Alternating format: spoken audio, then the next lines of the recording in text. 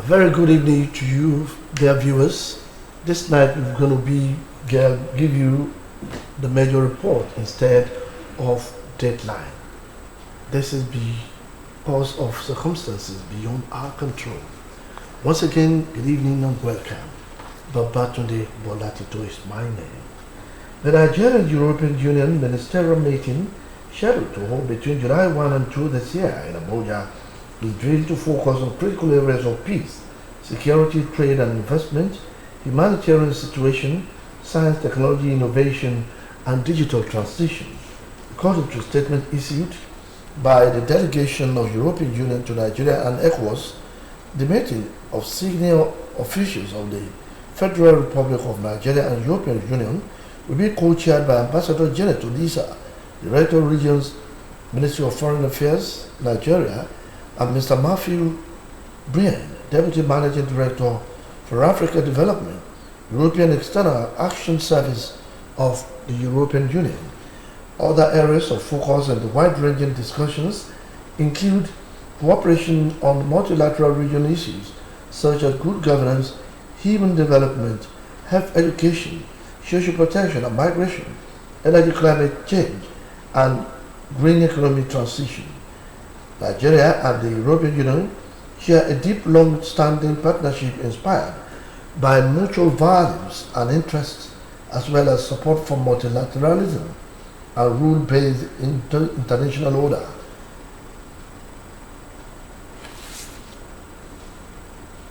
Muslims and Nigerians in general have been urged to live in harmony with a view to promoting peace, unity, and development.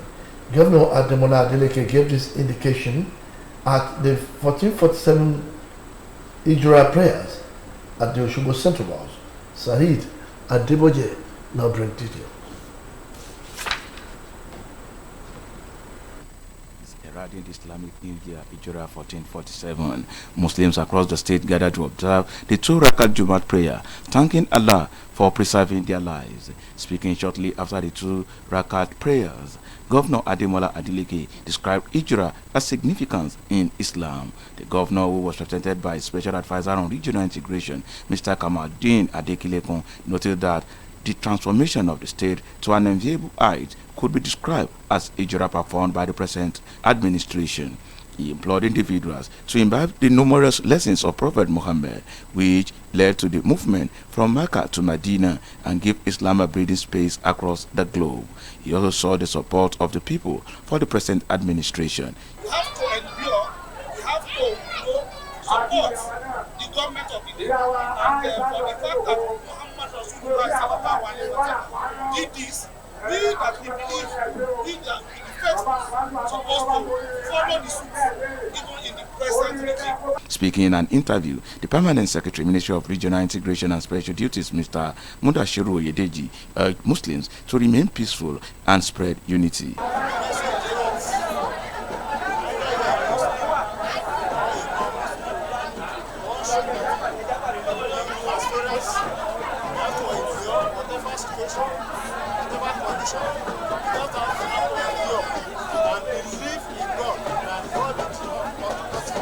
Earlier, the Naibul Imam of Osogbo, Sheikh Maruf Ishola, appreciated Governor Ademola Adeleke for the height of love he displayed while Muslims were on Hajj at Saudi Arabia. Sheikh Ishola, who described the month of Muharram as sacred, implored Muslims to desist from bickering, war, and hypocrisy, but pray fervently for the state and Nigeria as a whole. For OSBC News, this is Saheed Adeboje reporting. The Nigerian Union of Allied Health Professionals Southwest Zone has called on government at all levels to involve their members in planning to implementation in policy making. Hosted by Osun State branch of the union, the leadership maintained that health camp services in Nigeria, especially Southwest, require alternative approach. Shijuade additional report is presented from our studios.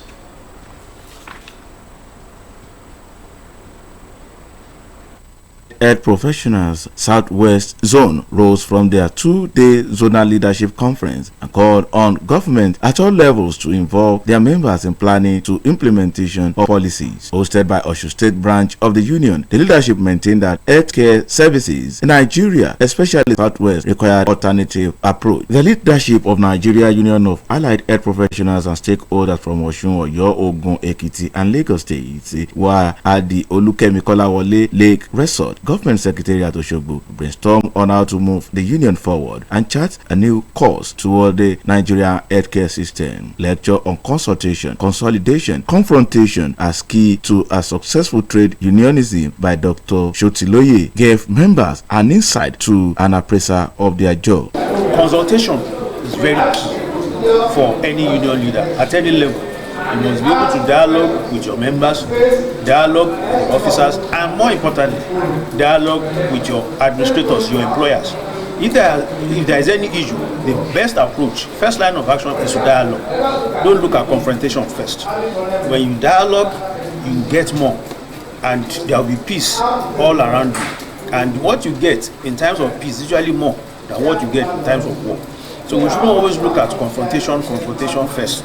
Confrontation should be the last thing. And even if we get to the stage of confrontation, strike action should be the last option. Also speaking on Nigeria healthcare system, the politics and policies and the practice, the former national president Dr. Felix Faniran said that the rot experienced in the health sector was as a result of non-involvement of allied health professionals into the policy making and implementations. One of the reasons why this policy is not as successful as it is supposed to be is that the allied healthcare professionals have not been well involved in planning and in implementation of these policies over the years. And particularly, allied healthcare professionals who actually constitute a very reasonable percentage of healthcare workers in this country, and with high intellectual capacity and ability, have always been deprived of participating at the management level of healthcare system in this country.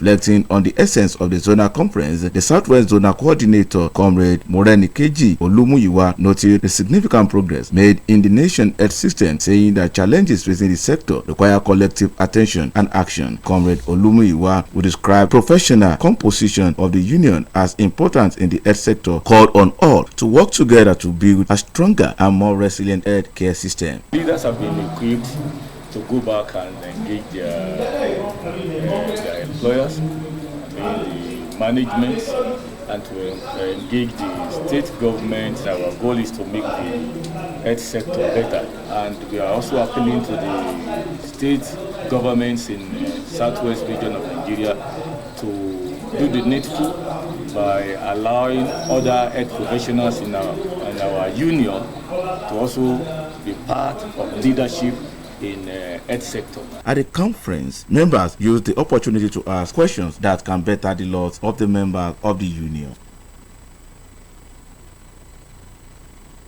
The National Drug Law Enforcement Agency, NDLEA, has issued a stern warning to air travelers, cautioning them against carrying luggage that they did not personally pack or whose content they do not fully know.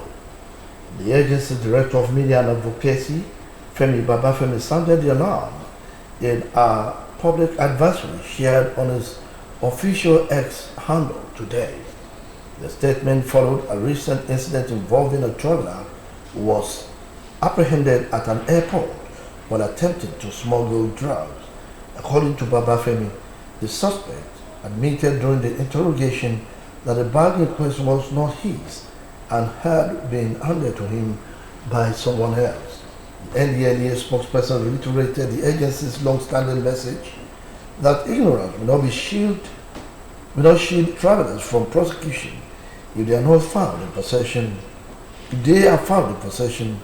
of illicit drug. Travelers were strongly advised to remain vigilant and take personal responsibility for their luggage to avoid falling victim of drug trafficking schemes, whether knowingly or unknowingly.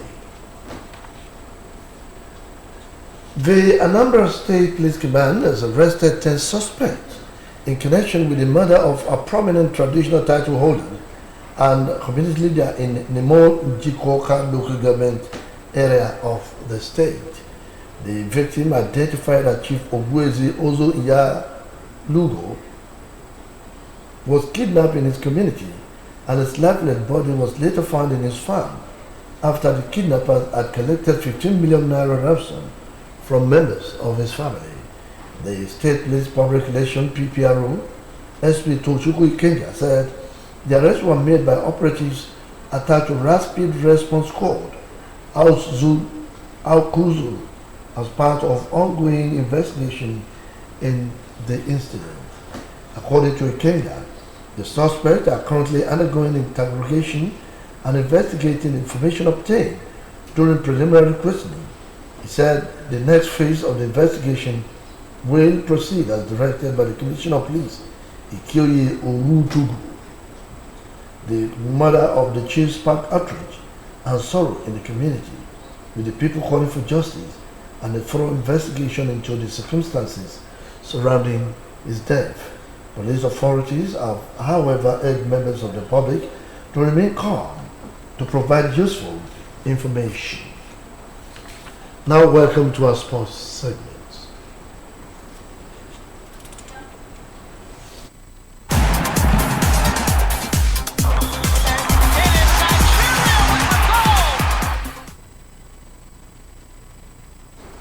Two teams have officially secured their places in the quarterfinal of the 2025 FIFA Club World Cup.